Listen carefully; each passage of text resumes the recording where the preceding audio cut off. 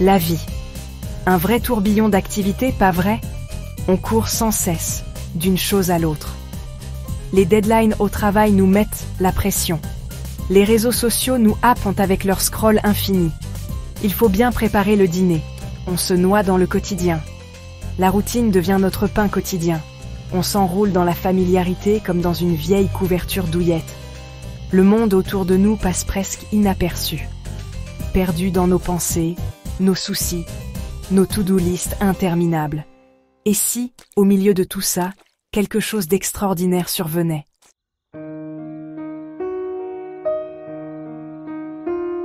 Et si, au milieu de l'ordinaire, se cachait l'extraordinaire? Imaginez un peu. Jésus, non pas sur un trône divin, mais assis à côté de vous dans le métro. Il est là, présent dans le quotidien, dans ces instants calmes où l'on réfléchit, dans les moments de joie comme de tristesse. Il est là, simplement, attendant qu'on le remarque. Mais sommes-nous vraiment prêts à le voir?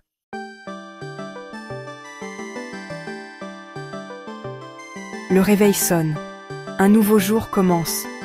Vous vous levez, la promesse d'un café comme seule consolation. Le métro boulot dodo vous attend, le travail. Le mot lui-même peut sembler pesant, un fardeau sur vos épaules. Vous rejoignez la foule anonyme dans les transports en commun. Chaque personne est un monde à part entière. Un univers d'espoir, de rêve, d'angoisse. Vous arrivez au bureau, une véritable fourmilière. Les claviers crépitent, les téléphones sonnent. L'air vibre de l'énergie silencieuse, concentrée, de ceux qui travaillent dur, qui réussissent, qui respectent les délais. Les heures passent, une danse familière d'emails, de réunions et de présentations. Votre esprit s'emballe, essayant de tenir le rythme. Les échéances approchent, projetant leurs ombres menaçantes sur vos pensées. La pression monte, une compagne fidèle tout au long de la journée de travail. Mais où, au milieu de toute cette agitation, y a-t-il une place pour le divin?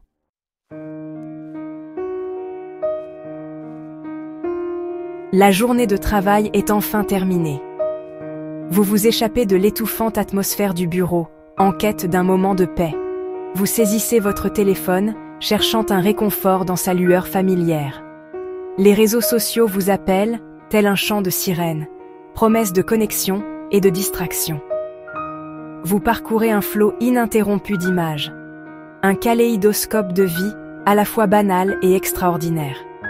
Le temps file et vous vous perdez dans ce monde numérique. Mais à mesure que vous défilez, une sensation persistante s'installe. Le vide. Est-ce vraiment cela, la connexion que vous recherchez?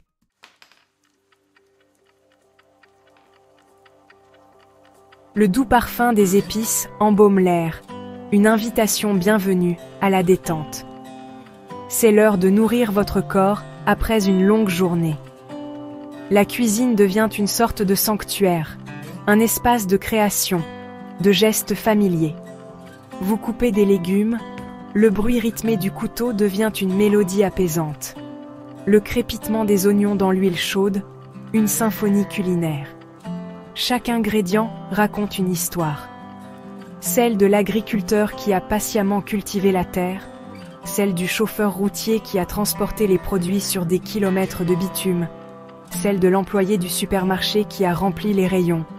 Vous remuez la casserole, absorbé par vos pensées. Le simple geste de cuisiner, un rituel apaisant au milieu du tumulte. Mais même ici, au cœur des arômes réconfortants et des gestes habituels, une question persiste. Êtes-vous réellement présent à cet instant? Ou votre esprit est-il encore encombré par les soucis de la journée, par la liste interminable de choses à faire qui défilent dans votre tête?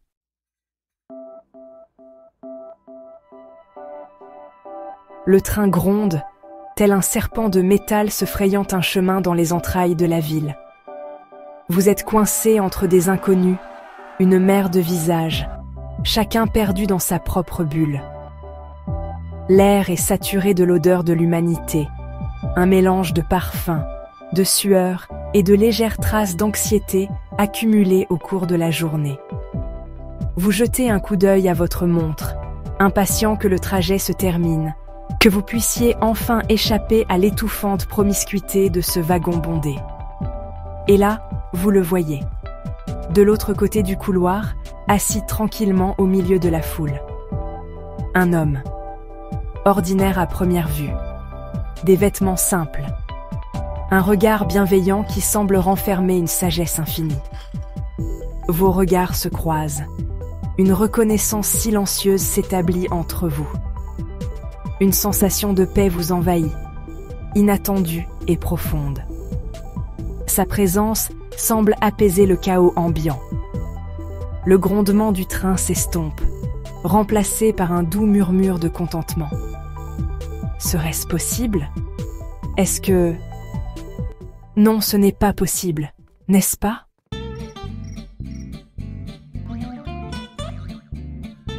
Votre téléphone vibre dans votre main. Un rappel du monde numérique qui réclame votre attention. Vous déverrouillez l'écran, la lumière vive vous aveuglant un instant au monde qui vous entoure. Les réseaux sociaux vous attendent, un flux incessant de mises à jour, de notifications et de vies soigneusement mises en scène qui se disputent votre attention. Vous scrollez machinalement, en quête d'une échappatoire, d'une distraction du quotidien. Mais cette fois, quelque chose cloche.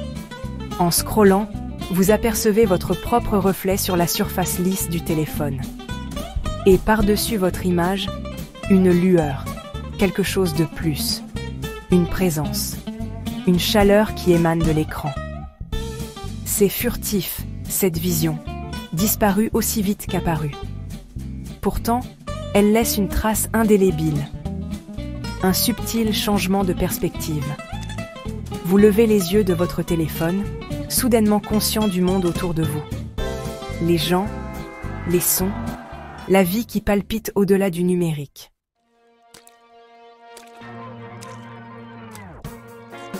La cuisine, autrefois synonyme de réconfort, paraît étrangement vide maintenant.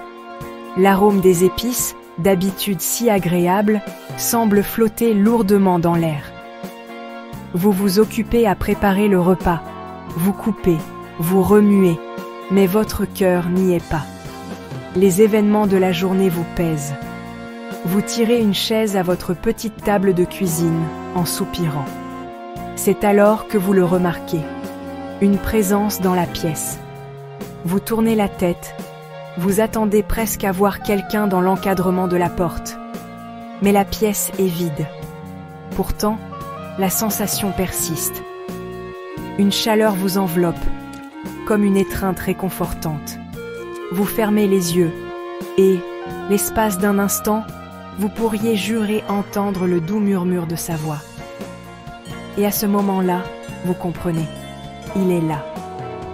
Pas physiquement peut-être, mais dans l'essence même de l'amour qui imprègne l'espace autour de vous.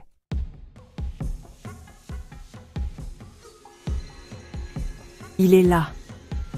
Vous l'avez ressenti, comme un souffle de paix dans le métro, une douce chaleur émanant de l'écran froid de votre téléphone, une présence apaisante dans votre cuisine silencieuse. Mais la sensation s'évanouit. C'est comme essayer d'attraper du brouillard. Le monde vous rattrape, exigeant votre attention. Le métro freine brusquement, on vous bouscule. Une cacophonie de sons efface toute trace de calme. Votre téléphone vibre, une notification apparaît, vous voilà aspiré dans le tourbillon numérique. L'odeur du dîner qui mijote, autrefois source de réconfort, vous rappelle la pile de vaisselle qui vous attend. Pourquoi est-ce si difficile de s'accrocher à cette sensation de paix? C'est peut-être le bruit. Pas seulement le bruit extérieur, mais le bruit intérieur. Le flot incessant de nos pensées, les préoccupations professionnelles, les inquiétudes amoureuses, la pression constante de faire, d'accomplir, de consommer. Cette agitation intérieure étouffe les murmures délicats du divin. Nous sommes tellement habitués au bruit que nous ne reconnaissons plus le silence quand il se présente.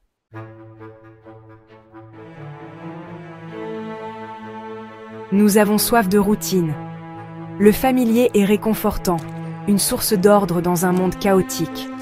On se réveille, on va travailler, on parcourt les mêmes applications, on mange dans les mêmes restaurants. On s'entoure du connu, du prévisible.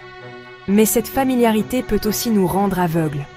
On cesse de remarquer la beauté du quotidien, le miracle d'un lever de soleil, le rire d'un enfant, la simple action de respirer.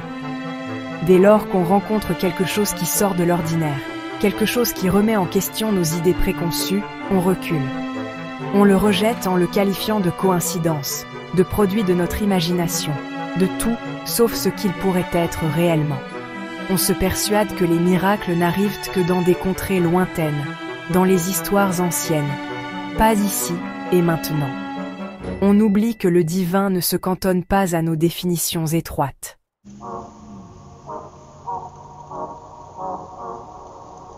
Et si, au fond, nous avions peur de vraiment voir? Peur de ce que cela pourrait impliquer pour nos vies? Reconnaître la présence de Jésus dans le banal, c'est reconnaître un but qui nous transcende.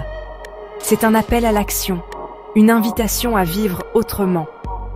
Et cela peut être terrifiant. Et si cela signifiait changer nos priorités? Remettre en question nos valeurs?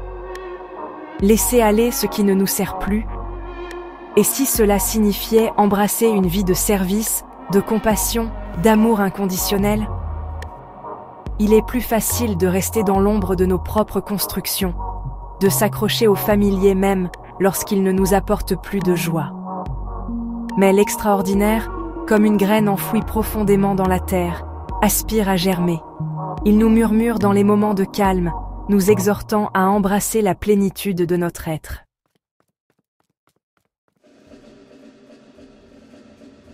Ouvrez vos yeux. Le monde est un véritable festival de merveilles, pour peu qu'on ouvre les yeux et qu'on le regarde. L'ordinaire se transforme en extraordinaire dès lors qu'on change de perspective. Ce lever de soleil que vous avez à peine remarqué en allant travailler?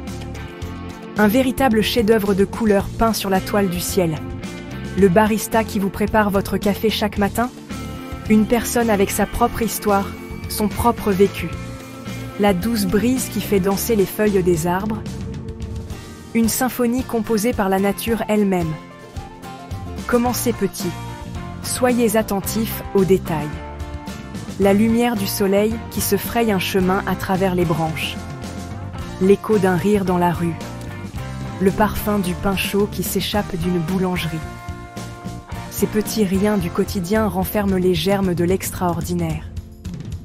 Ils nous rappellent que la beauté est partout, dans les petites choses. Il suffit de prendre le temps de la voir.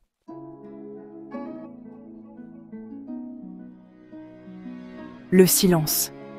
Il est devenu une denrée rare dans notre monde bruyant. On remplit chaque moment de calme avec de la musique, des podcasts, le flot incessant de nos propres pensées. On a oublié le pouvoir du calme, la façon dont il nous permet de nous connecter à quelque chose de plus profond en nous. Aménagez-vous des moments de calme dans votre journée. Éteignez votre téléphone. Déconnectez-vous. Trouvez un lieu de solitude, même si ce n'est que pour 5 minutes. Fermez les yeux. Respirez profondément. Écoutez le silence. C'est dans ces moments de calme que l'on crée un espace pour que le divin puisse entrer. Comme une douce pluie qui tombe sur une terre desséchée, le silence nourrit notre âme et nous permet d'entendre les murmures de vérité et d'amour qui nous entourent.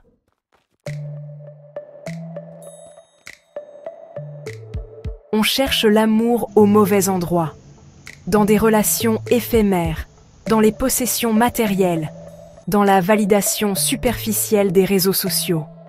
Mais l'amour véritable, l'amour durable, ne se trouve pas à l'extérieur de nous. C'est le reflet de l'étincelle divine qui réside en chacun de nous. Cherchez des occasions de refléter cet amour dans votre quotidien. Un sourire, un mot gentil à un inconnu. Un coup de main à une personne dans le besoin. Un moment de vraie connexion avec un proche. Ces petits gestes d'amour, comme des ondulations à la surface d'un étang, ont le pouvoir de créer une vague de compassion qui se propage bien au-delà de nous. Et en donnant de l'amour, on s'ouvre à le recevoir en retour. Non pas l'amour conditionnel de ce monde, mais l'amour inconditionnel de Dieu en Jésus-Christ. Un amour sans limite.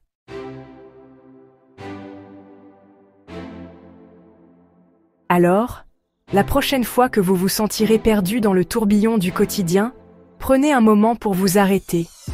Regardez autour de vous. Écoutez. Ouvrez votre cœur à la possibilité que Jésus soit plus près que vous ne le pensez. Il est dans la chaleur du soleil sur votre visage, dans le rire d'un enfant, dans la gentillesse d'un inconnu. Il est dans les moments calmes de réflexion et au cœur animé de la ville. Vous n'avez pas besoin de gravir des montagnes, ni de traverser des océans pour le trouver. Il est déjà là, attendant patiemment d'être remarqué dans la simplicité de votre quotidien. Tout ce que vous avez à faire, c'est d'ouvrir les yeux, d'apaiser votre esprit et de vous laisser voir. Il vous appelle doucement, avec insistance, vous invitant à vivre l'extraordinaire dans l'ordinaire. Y répondrez-vous ?